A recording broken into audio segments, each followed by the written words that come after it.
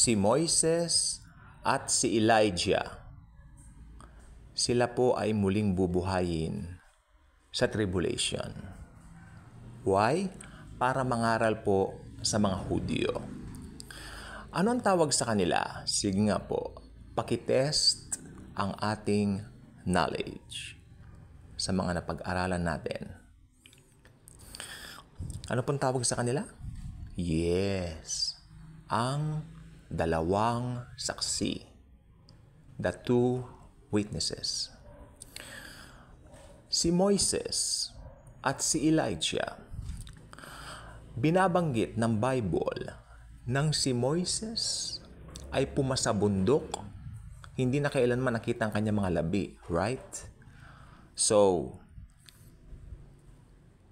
ibig sabihin, ang Panginoong Jesus, si Jesus mismo ang nag-kept ng labi ni Moises o kung ano man ang nangyari kay Moises.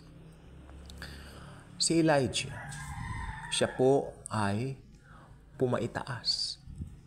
Na-rapture po itong si Elijah. Nawala siya sa paningin ni Elisha. May karwahe, dinagit ito, papaitaas, papunta sa Panginoong Hesukristo. But, kay Moises, wala po nakakaalam kung ano pong nangyari. Pero ayon sa mga theologians, baka si Moises ay hindi namatay. Di po ba? Ikinep siya para pagdating ng tribulation, bababa uli siya rito kasama niya si Elijah. Sila po ang two witnesses, dalawang saksi. Natatandaan po ninyo nang ang Panginoong Hesukristo pumasa bundok ng Tabor. Bundok ng Tabor. Anong ginawa niya sa bundok ng Tabor? Siya po ay nanalangin kasama niya yung tatlong disipulos niya, apostles niya, namely si John, si Peter, at si James. Hindi po ba? Then, nag-transfigurate si Jesus sa harapan nila. They were startled upon seeing the Lord transformed into His glory. Glorious glory na taglay na ni Jesus ever since. Sobrang natakot si Pedro. Panginoon, sabi niya, kung gusto po ninyo, gagawa po ko ng 3 tent. Okay, hang muna tayo roon. Bakit 3 tent ang gagawin niya? Sapagkat si Jesus ay may kasama doon sa bundok ng Tabor.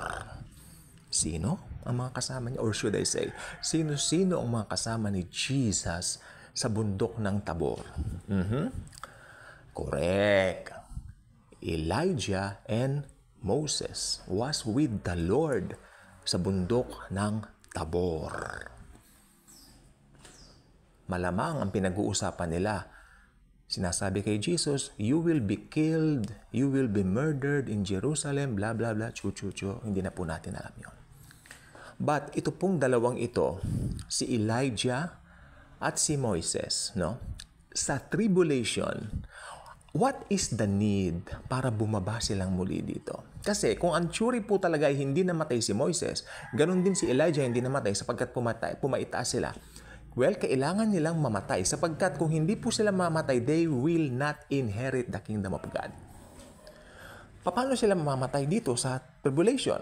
Well, bababa sila sa tribulation, mangangaral sila, then ipapapatay sila ng Antikristo.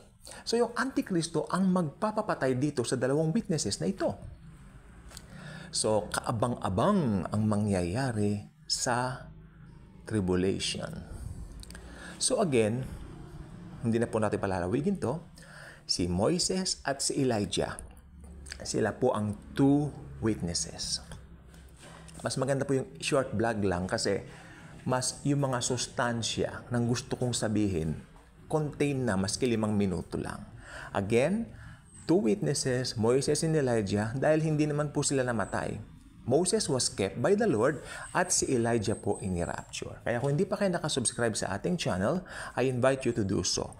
Click the notification bell, share the wonderful love in Jesus and His grace. Thank you, and Jesus truly loves us all.